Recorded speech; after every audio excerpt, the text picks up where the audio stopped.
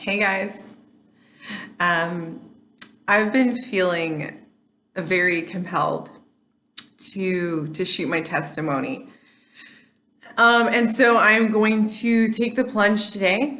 It's something that I have shared bits and pieces of through my walk, and today I just kind of want to lay it out for you.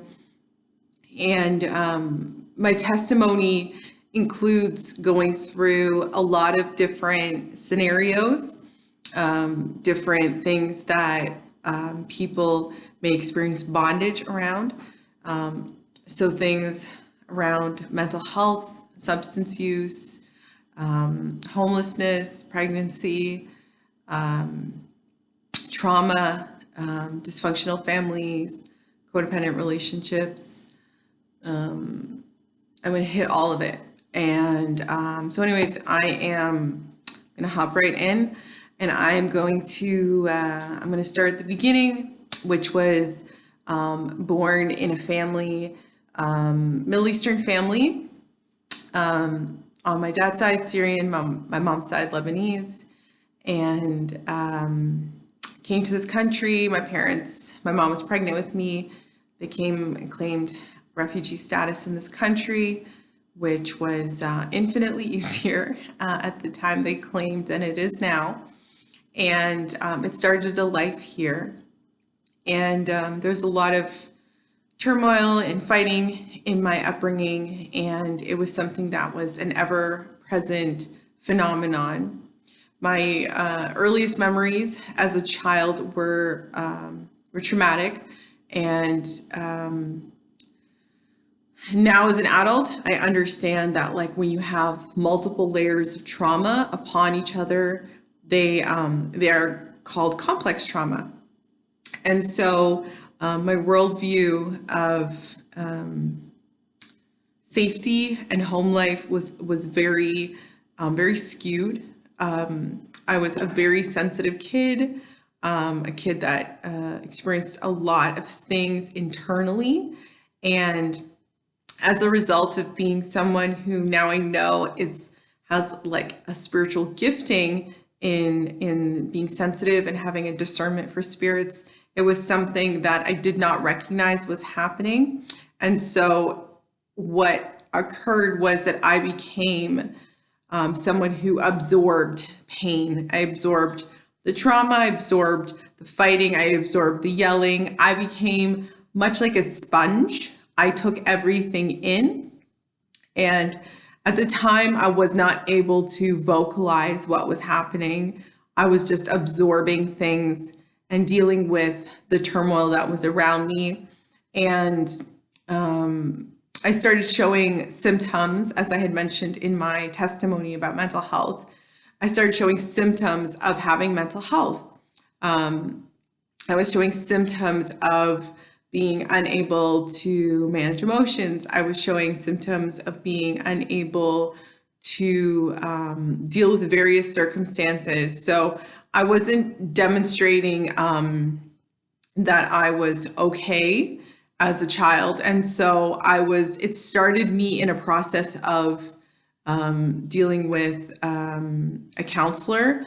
And from there, it further unveiled where I started trying to find my own ways to cope with things, which these were things where I didn't really go into with my family, but I started cutting at a relatively young age, which if you're not familiar with that term, it means like essentially like using something sharp and harming yourself with it. So I started doing things like that. I started with experimenting with substances relatively early, and I found that very quickly it helped alleviate some of the symptoms that I was feeling, like the anxiety, the anger, the sadness, the grief, struggling a lot with managing emotions, found myself isolated, experienced a fair bit of bullying as a kid, and again, could not necessarily communicate that. And so eventually it ended me up in trouble in school. So I started, even though I was doing well in some respects in terms of like I was able to work part-time. I was able to get good marks. I was able to play sports competitively. I was not emotionally okay, and eventually, I ended up confiding in someone and having to get further help because of eventually they were able to see the cuts and that I was not okay. This wasn't something that necessarily was being communicated to my parents because of the age I was at. And by the time I was in university, I was using every day. I was smoking weed all the time. I was drinking, starting to experiment with other drugs at this point. So I was doing enough where I was able to mask what was going on with me and be able to get through school. But I was not necessarily, I wasn't doing well internally. I wasn't doing okay. And it ended me up in a pretty abusive relationship with my ex-boyfriend, which was hands down one of the worst relationships I could have ever found myself in. It was incredibly violent. It was something where we were constantly going back and forth. He cheated on me. It went through a pretty dark road. And by the time I was finished my undergrad and I was able to leave, I left at that point pretty broken and trying to run from what had happened with him. However, as much of you may recognize that when you are running from something, you can't run from yourself. You can't run from the pain. You can't run from the turmoil. You can't run from trauma. If you are someone who attracts that stuff, it will find you. And it found me in a different city. And it was just a different guy. And it was just the different name. And so I found myself, after doing okay for a brief period of time, I found myself probably in the worst of my substance use. It was the first time that I found myself without a place to live. It was the first time I found myself with a really serious drug addiction. And it was eroding everything. I wasn't able to work. I wasn't able to go through my day-to-day life. I wasn't able to be functional. And I had always been somebody who thought I could kind of like mask it or hide it. And at this point, it was coming out of me in so many different ways, and I just could not hold it in any longer. And so from there, while I was, trying to deal with withdrawal and detoxes and trying to get clean, I got pregnant. And I tried to stop using, and I tried to stay away from this person, and it didn't work. And I eventually ended up having to have an abortion and returning home. And so I returned home in an incredibly broken state. And I returned home with the hopes to escape this horrible relationship as well. What ended up happening is I started slowly taking medication and trying to get myself back on track, and medication for mental health symptoms. And as some of you who may have taken those types of medication before can attest to, there's some really horrible side effects. You will find yourself dealing with side effects like weight gain, or things that could be even more serious, like health side effects, like things like showing pre-diabetic. I was experiencing that.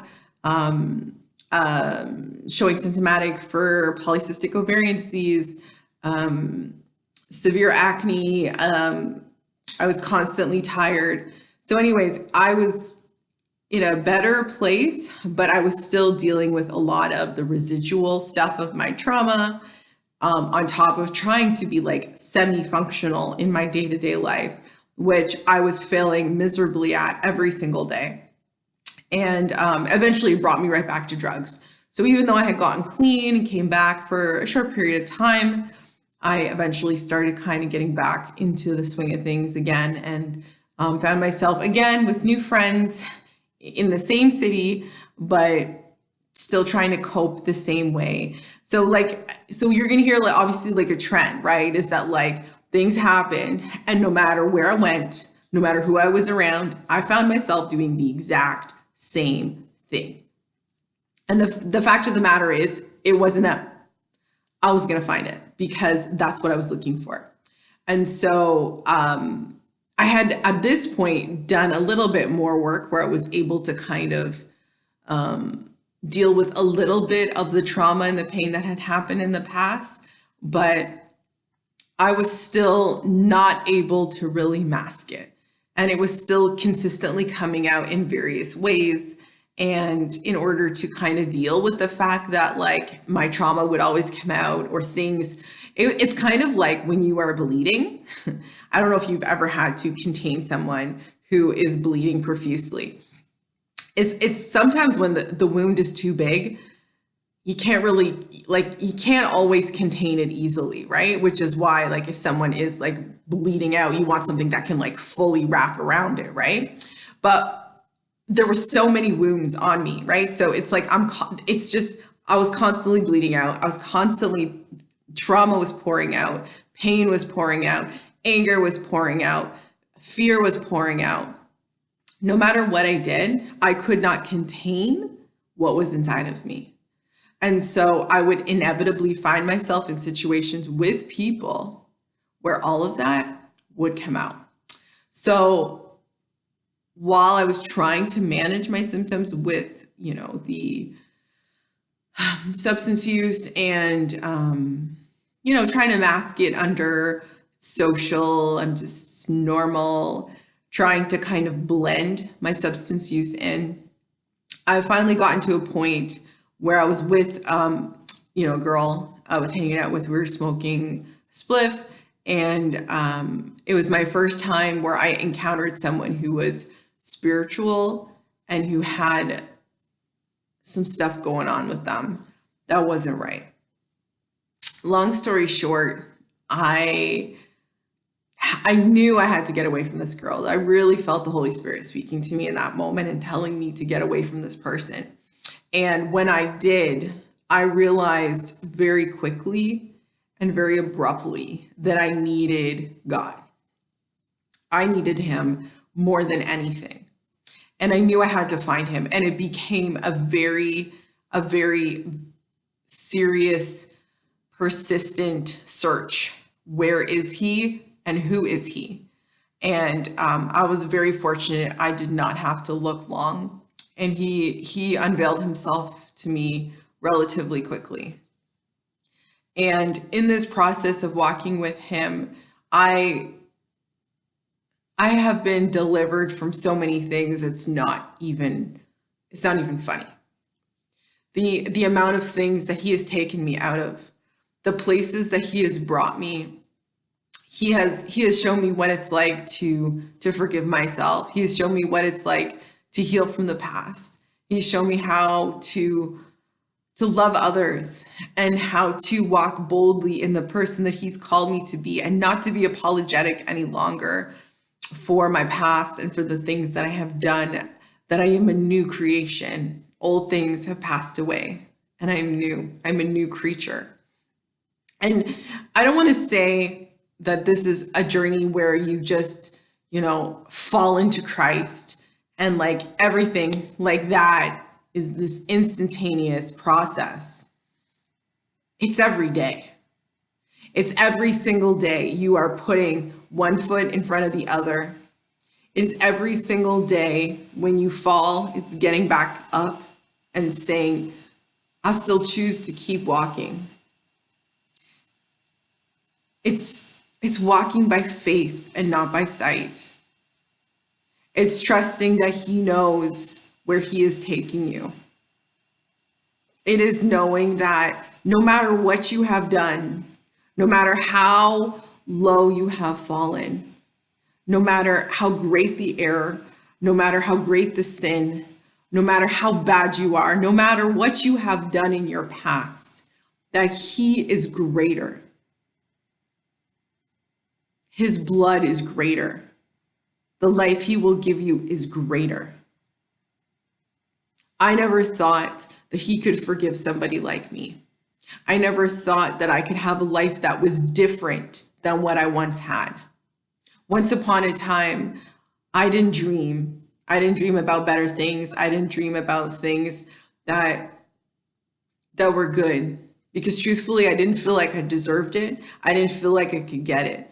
And I didn't think I could even have access to those things unless I really got to a point where I was willing to compromise everything that I said was still sacred, even though those things were so far between. And what he has shown me is that resting in his time is much greater than anything I could do by my own works and by my own merit. What he has shown me is having faith is sometimes trusting that things will work out, even when everything around me says the very opposite. And it's not doing anything, but just in my heart trusting. So if you are watching this and you are thinking to yourself, listen, I've done some pretty horrible things. I'm not a good person. How could God love me? God could never love me. God could never forgive me. I don't think God would want a relationship with me. I want you to know you're wrong. And I want you to know it's a lie. I want you to know that he will receive anybody and everybody who will believe.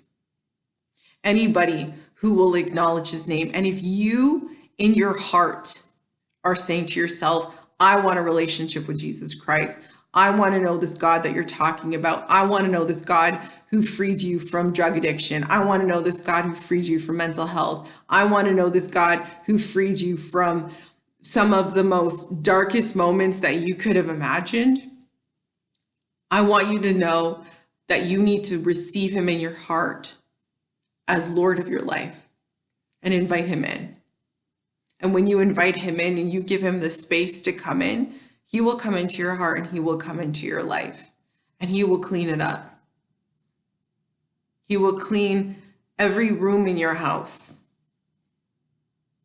And he will show you a love far greater than anything you could ever imagine, ever dream, or ever consider. He is greater than anything in the world.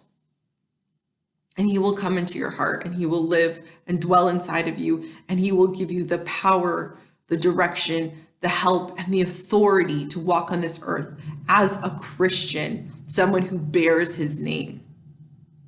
The greatest decision I ever made in my life was him.